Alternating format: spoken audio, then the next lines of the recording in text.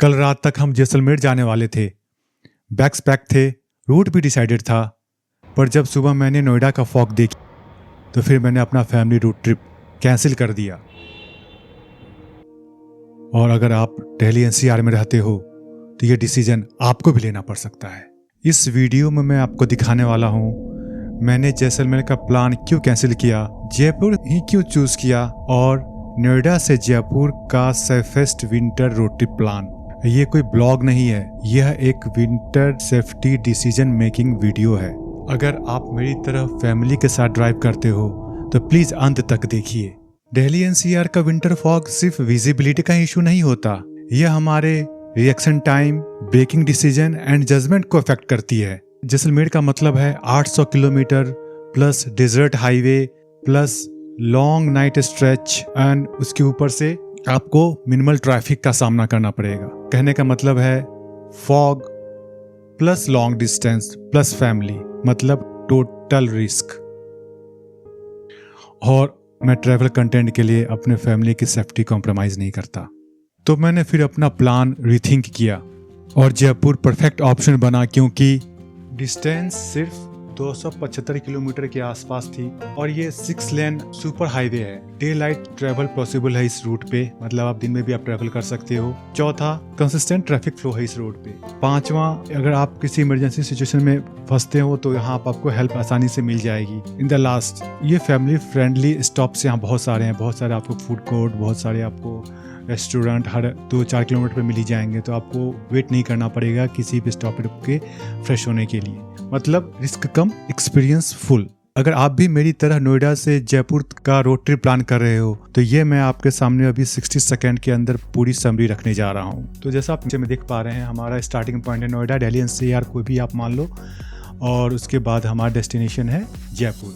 सो ये total distance from Noida to Jaipur है around 275 kilometre और ट्रैवल टाइम इसमें लगेगा करीब 5 से 6 घंटे का। हमारा राउट होगा नोएडा से गुड़गांव, फिर मानेसर, फिर Neemrana and then Jaipur. Travel safety के अकॉर्डिंग अगर सब कुछ सही रहा, मतलब मॉडरेट रहा फॉग, तो 7:30 to 9:30 के बीच में हम निकलेंगे।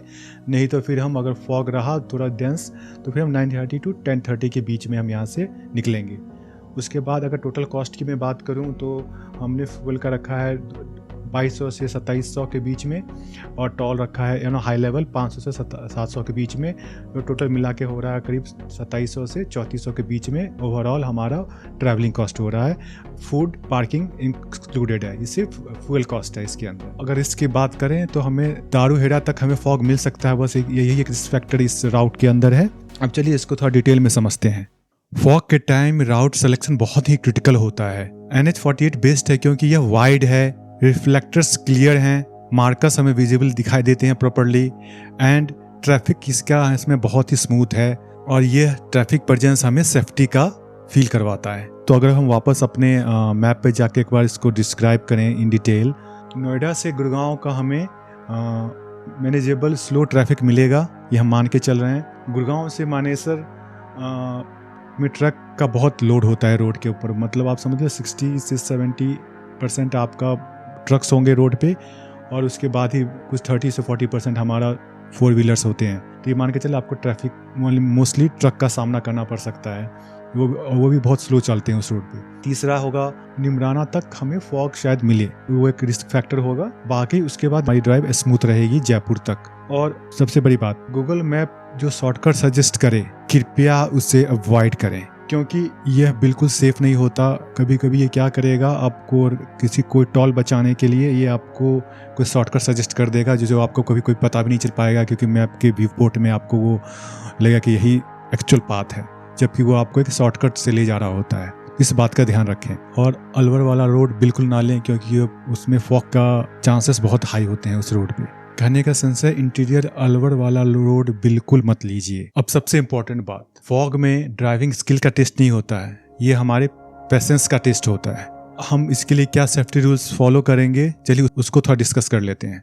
तो अगर हम सेफ्टी रूल्स की बात करें, इस अगर फॉग होगा तो हम क्या सेफ्टी रूल फॉलो करेंगे, ये ऑलरेडी मैंने अपने फॉग सेफ्टी वाले वीडियो में बता रखा है इन डिटेल।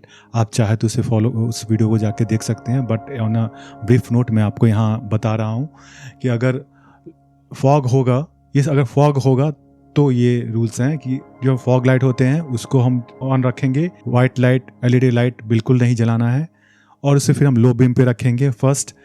दूसरा होगा हमारा मैक्स स्पीड 60 से 70 का ही रखेंगे, उससे हमारा मैक्स स्पीड नहीं होगा, नहीं जाएगा, उसके ऊपर चलाना रिस्क भरा स्टेप हो सकता है, तो उसको हम मेंटेन करेंगे अपने 60 से 70 मैक्स स्पीड, मिनिमम 30 40 50 जैसा भी होगा उस पर हमें चलाना है।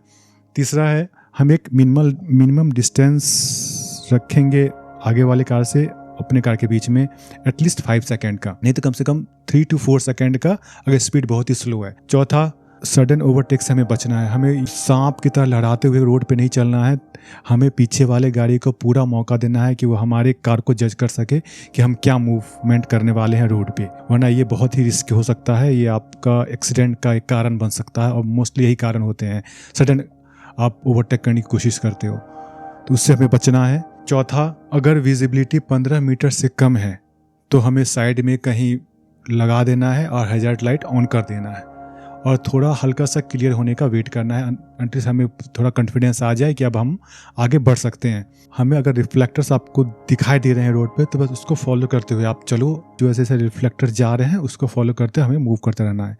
तो ये कुछ बातें हैं सेफ्टी पॉइंट ऑफ व्यू से जो हम फॉलो करेंगे जब भी हम फॉग का हमें सामना होगा रोड पे।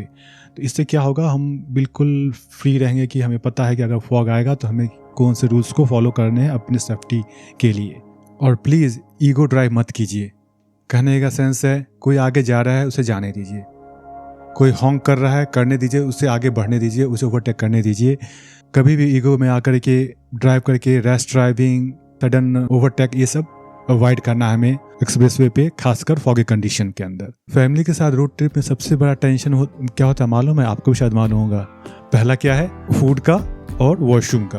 बच्चे को कब क्या लग जाए ये प्रिडिक्ट करना बहुत ही मुश्किल है, तो इसके लिए हमेशा प्री प्लान रहे तो ज़्यादा बेटर है। तो मैंने कुछ फाइंड आउट किए हैं 2-4 ढाबे, वैसे ढाबे तो बहुत सारे हैं, बहुत सारे होटल्स हैं, लेकिन जैसे राव फैमिली ढाबा हो गया, ओल्ड राव फैमिली ढाबा हो गया, वो एक है। दूसरा मैंने देखा है, रिसर्च किया है, तो एक है हाईवे किंग होटल, वो है। और तीसरा 2-4 मैकडी के ऑप्शंस हैं, और ये बहुत सारे हैं। तो ये मैंने कुछ फाइंड आउट किए हैं कि अगर हमें रुकना होगा तो हम इस जगह पे होटल लेकर के रुक सकते हैं। बाकी सारे family friendly restaurant and hotels हैं, वहाँ हम इसलिए हम अपना ब्रेक लेकर के अपने आप को रिफ्रेश कर सकते हैं इस जर्नी के दौरान। और एक और बात है कि इस प्लानिंग से बच्चे रिलैक्स रहते हैं और हमारी ड्राइविंग भी स्मूथ रहती है। अब बात पैसों की, तो अगर हम बात पैसों की करें तो 1 साइडेड है रोड ट्रिप का ये बजट है। तो मैंने रखा है तेल में हमें करीब 2200 से 2700 लग जाएगा, ये ऑन हाई लेवल है, कम भी हो सकता है। फूड और पार्किंग में मैंने तकरीबन 800 से 1200 रखा है कि इतना हमें लग जाएगा फूड एंड पार्किंग में, अगर कहीं पार्किंग चार्जेबल होता है तो। बाकी फूड का जाने के दौरान। और मैंने टोल को रखा है अराउंड 500 to 700, क्योंकि मैंने कोई एनुअल फास्टैग रिचार्ज नहीं किया है, तो अब वो देखने वाली बात होगी कि कौन टोल पे कितना हमें मुझे पेमेंट करना पड़ रहा है। अगर मैंने एनुअल फास्टैग लिया होता तो फिर कोई कंडीशन नहीं था, हमें मालूम है कि ये 15 रुपीज़ पर टोल कटेगा, तो ये मामून सब जानते ही हैं, तो ये कोई शेयरिंग का चीज़ नहीं हो पाती। तो अगर इसको ओवरऑल मैं समराइज करूँ तो मुझे टोटल लग जाएगा करीब 3500 से 4500 का ये ट्रिप कॉस्ट मुझे बैठेगा 1 साइडेड का पहुँचने का, including fuel, including toll, including food and parking. तो ये ओवरऑल बजट था ऑन हाई लेवल इस रोड ट्रिप का 1 साइड का। बाकी होटल्स का मैं जब वहाँ पहुँचेंगे तब मैं आपके साथ उसका होटल्स का भी आपके साथ शेयर कर दूंगा। ट्रिप से एक रात पहले ये चेकलिस्ट आप जरूर फॉलो करें। तो मैंने इस चेकलिस्ट को 2 भाग में बांटा है, जैसे आप स्क्रीन पे देख पा रहे होंगे। एक है इन कंटेक्स्ट ऑफ कार और दूसरा है इन कंटेक्स्ट ऑफ फैमिली। तो चलिए पहले कार की बात करते हैं।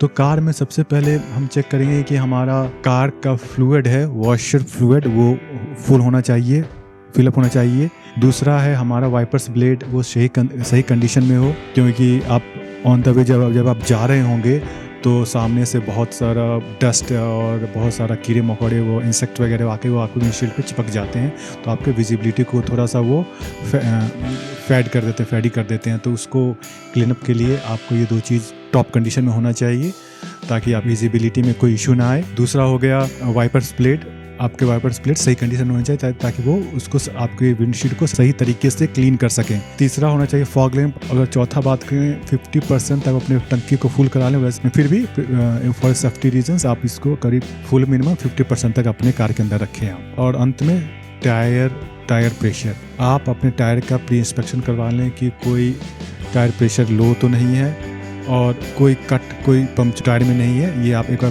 प्री चेक जरूर करवा लें अपने कार के टायर्स की। तो ये बातें तो थी। चलिए अपने कार के रिलेटेड, कार के सेफ्टी के रिलेटेड अब बात करते हैं हम फैमिली चेकलिस्ट की। तो इसमें सबसे पहले आता है कि विंटर्स क्लॉथ, जो विंटर में निकल रहा है हमें नहीं पता वहाँ वेदर कैसा है, सुबह में कैसा है, शाम में कैसा है, रात में कैसा है, तो कुछ हम विंटर्स क्लॉथ हम रख लेंगे साथ में। उसके बाद बच्चे हैं तो अमूमन है कि रास्ते में जाएंगे, उन्हें भूख लगना, उन्हें प्यास लगना है, उन्हें कब क्या लगना है प्रिडिक्ट करना बहुत मुश्किल है। तो उसके लिए हम कुछ फूड वगैरह स्नैक्स वगैरह रख लेंगे। कुछ मेडिसिन भी हम रख लेंगे ताकि अगर बच्चे कहीं बीमार पड़े, कोई सर्दी जुकाम अमूमन होते रहते हैं बच्चों को, तो उनके लिए हम मेडिसिन इन एडवांस रख लेंगे साथ में, ताकि हमें वहाँ जाके कोई मेडिकल इशू हो तो उसको हम टैकल कर सकें। इसके अलावा अगर हमारे पास कोई पावर बैंक है, कोई चार्जर है वगैरह, तो ये रखना बहुत ज़रूरी है क्योंकि इसी से फिर हम अपने डिवाइस को चार्ज कर पाएंगे। फिर अंत में पावर बैंक, चार्जर ये भी साथ में रखना ना भूलें, ये बहुत ज़रूरी है जो हमारे डिवाइस को ऑन रखेंगी on the way.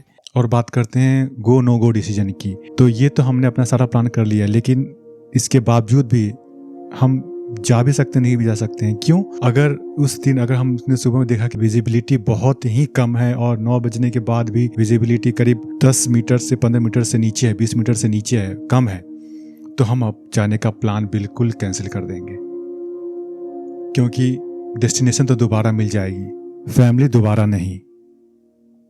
Road trip का मतलब सिर्फ पहुंचना नहीं होता, सिर्फ वापस आना भी होता है।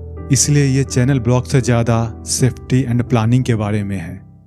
अगर आप भी दिल्ली एनसीआर में रहते हो तो वीडियो आपको आगे हेल्प करेगी आपके नेक्स्ट फ्यूचर प्लानिंग को और बेटर, सेफर और स्मार्टर बनाने में।